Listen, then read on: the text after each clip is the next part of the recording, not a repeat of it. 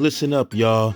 If y'all love true crime stories from murders, cold cases, missing people, or just crazy stories that will have you just shaking your head, subscribe to patreon.com/celebrity underrated for exclusive content to get those type of stories. That's patreon.com/celebrity underrated, or just click the link in the description.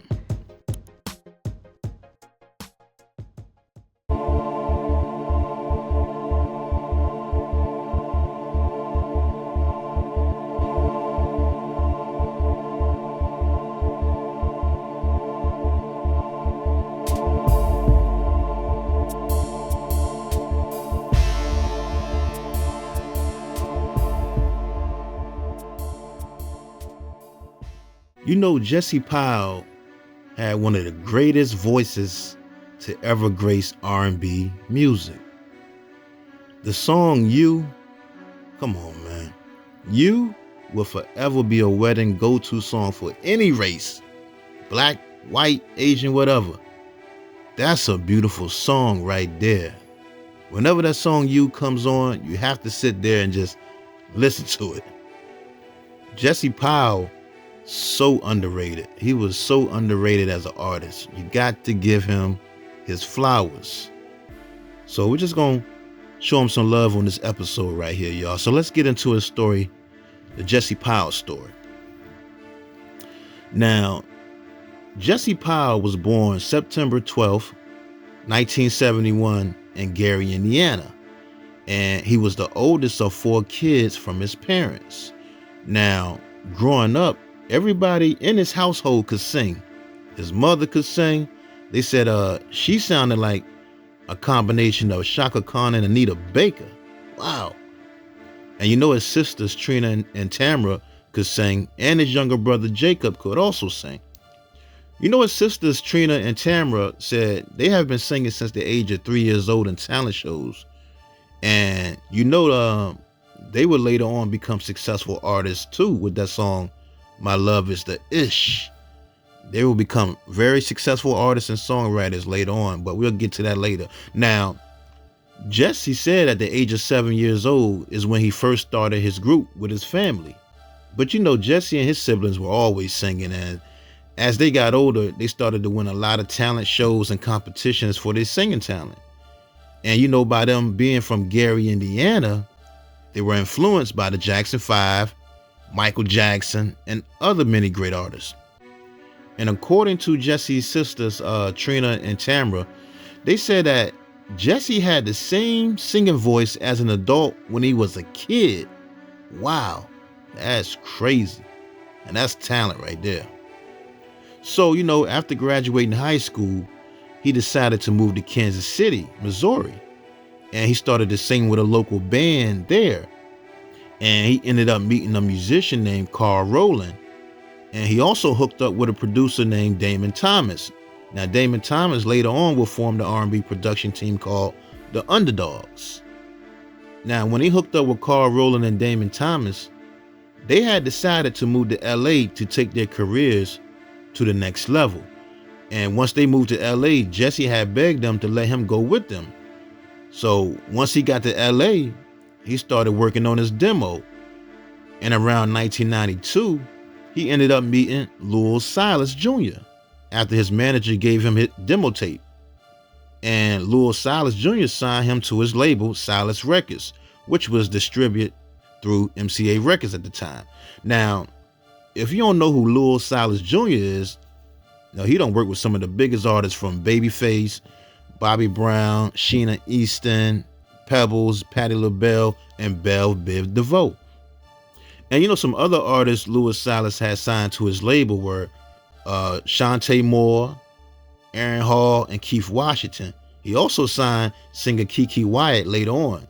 But anyway, so now Jesse got to deal with Silas Records. Jesse started writing for other artists. He wrote for the group Immature. He wrote the 1994 gold single for Immature called Constantly. He also did some writing for the Isley Brothers, Angela Winbush, and Ray Parker Jr. Then he started working on his debut album. And he also connected back with his friend Damon Thomas from the Underdogs. Now, once he started working with the Underdogs, that's when he brought his sisters, Trina and Tamara, out there with him, and his brother and his mother to help sing on some background with him. And on March 12th, 1996, he released his self-debut album, which hit number 32 on the U.S. Heat Seekers Albums Billboard charts and number 35 on the U.S. Top R&B Hip Hop Albums chart. The single titled All I Need hit number 32 on the Billboard R&B chart. Then he released the single called You. Now, the song You was released on this album and later on released on the following album.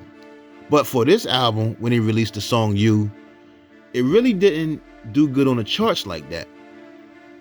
Now, another song from that album that was dope was the cover version of the R&B group Enchantment, their hit song called Gloria, which hit number 51 on the Billboard R&B chart. And then he did another song from Enchantment called It's You That I Need. And you know, that album was dope. Jesse's album, that was a good album. But there was a lot of good albums that came out that year too, though. I think 1996 is one of the greatest years of urban release music, especially in R&B. I mean, albums, Tony Braxton, Secrets, Blackstreet had the album, Another Level, 112 came out, New Edition, Home Again, they came back with the reunion, Donnell Jones that came out with an album, Aaliyah, One in a Million, Drew Hill, Maxwell, and many more. 1996 was a great year for music, y'all. But anyway, so after that, he started working on his next album. And on September 8th, 1998, he released his second album titled Bout It, which hit number 1 on the U.S. Heat Seekers Albums Billboard charts and number 59 in the U.S. Billboard Hot 100 charts, pushing that album to certified gold.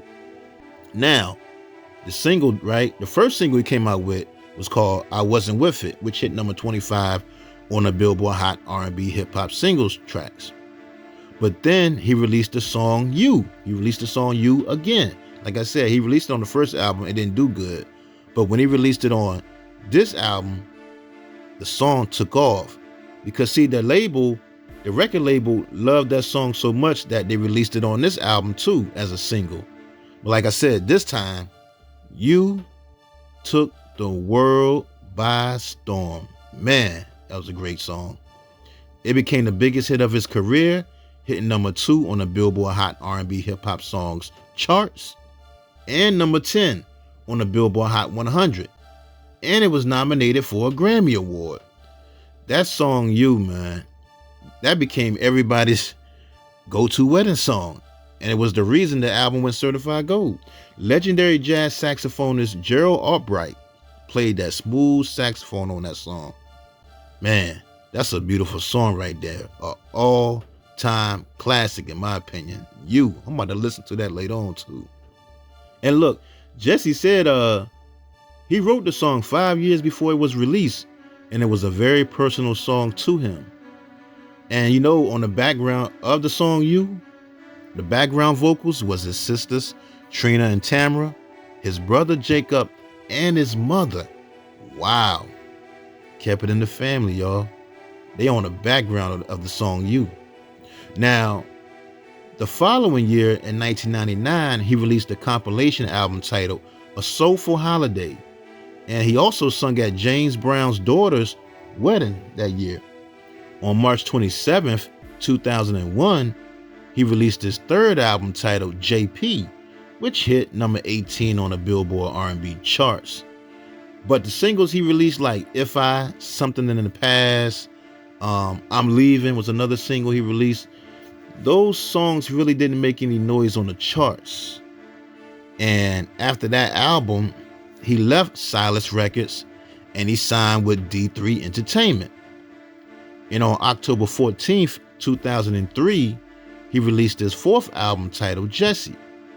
And he did release some good songs like By the Way, Touching It Tonight, but they really didn't generate a buzz on the charts. And after that album, Jesse retired. He retired from the music business. He had had enough of the music industry. He was done with the music industry. You know the show called Unsung on TV1? They wanted to do an episode on him, but Jesse refused because he was just done with the music industry. And he also felt that he wasn't unsung. He wasn't unsung. I know Tevin Campbell felt the same way too when they contacted him to do an episode on Unsung. But on September 13th, 2022, a day after his 51st birthday, Jesse Powell died. He passed away. And you know, the reports say that he just passed away peacefully in his Los Angeles home, and no cause of death has been reported. No cause of death has been reported.